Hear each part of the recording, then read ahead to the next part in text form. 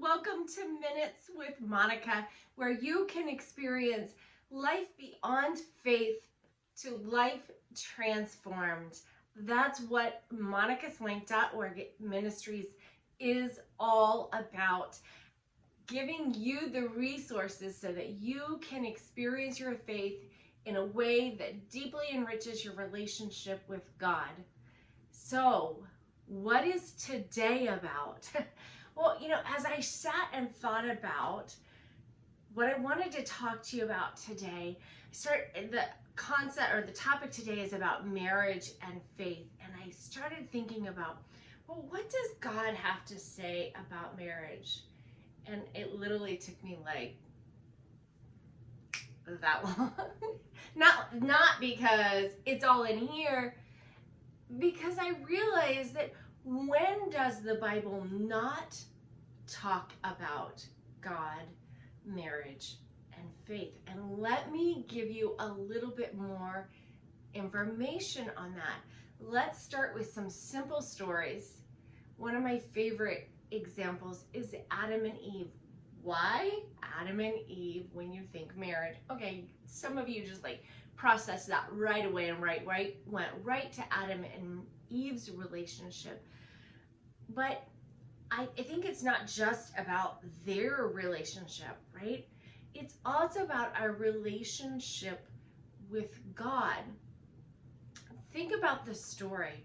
God walks and he talks with them. There is a connection in this relationship between God and Adam and Eve that's experienced in a way that's similar to what people experience in marriage. And so I think this sets a good example of marriage and relationships from the beginning, because it suggests that we should be able to walk and talk. I know those are general terms, but you should be able to spend time in relationship with your other. But it's more than that. There's a deep intimacy that occurs in this relationship between God and Adam and Eve. And this gives us a great example of marriage. But it's not just that.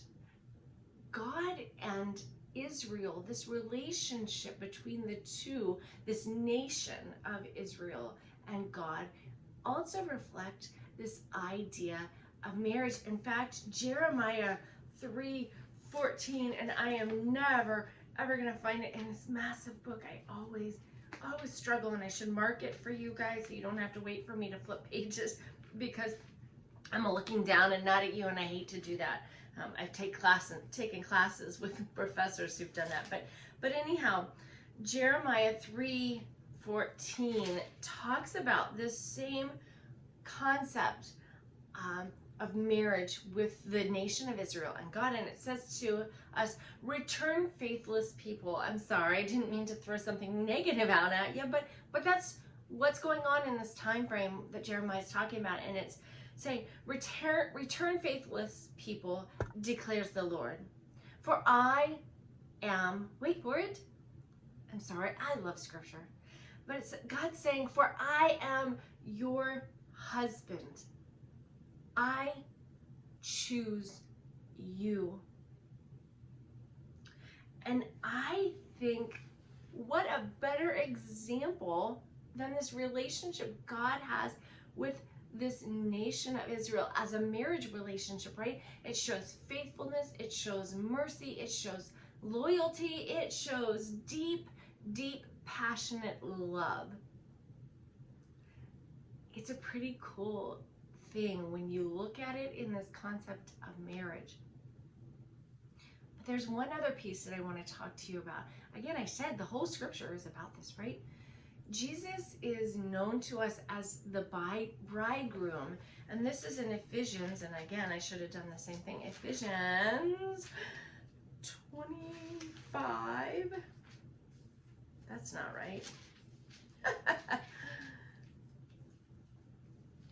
Oh my goodness, I'm probably not going to get it. It's Ephesians.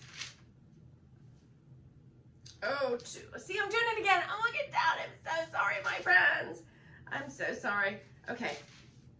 Well, I don't have it right there for you, but I apologize.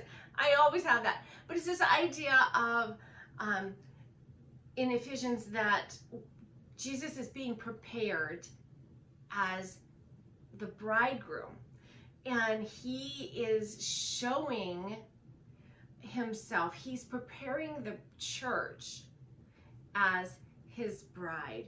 And what we see in this relationship, oh, daggone it, I wish I could remember the verse. What we see in this relationship is this cleansing of all impurities. It's this washing away of anything that's negative and purifying the bride. It's this honor and this trust and this loyalty and this tenderness that occurs between Christ and the church, but Christ as the groom and the church as the bride. And so I think this entire book speaks to what does marriage look like in the eyes of God. You know, faith represents this larger piece of this. And then there's this sequence of submission. It's not just hierarchy of submission. It's this circular piece of laying down one for another and being willing to sacrifice one for another. And so I think this perfect example is there for us about faith and marriage in Scripture. And it's important that you understand this. I believe marriage can occur outside of faith, and I believe that marriage can occur with one in the faith and one not in the faith. But when you are missing this element of Scripture, this element of submission that occurs because of trust, honor, deep, passionate love, all of these things that are built not just in the earthly perspective of that or humankind's perspective of that, but in God's perspective, it completely shifts the view and the relationship. So obviously there is some benefit in being married in a space in which you both experience the same faith. My friends, I know that's not the way the world normally works. So I encourage you to dig deeper into understanding God and marriage and what that looks like for you in your particular situation.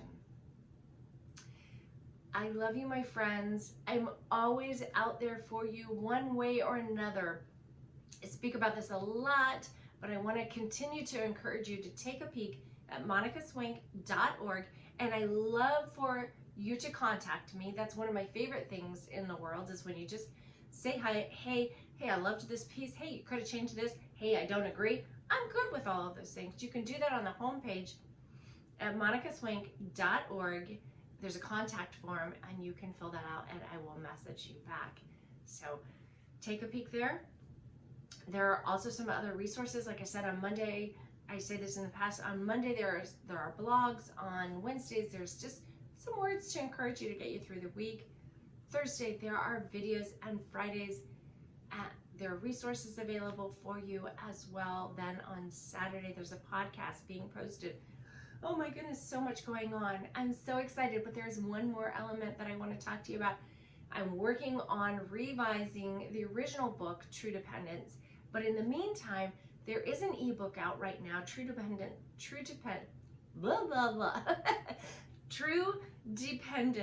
a study book, moving deeper in relationship with God. And my friends, that's what I always desire for you, is that you're always moving deeper into your faith relationship. I love you. Until next time, thank you for taking me on this journey with you. Blessings.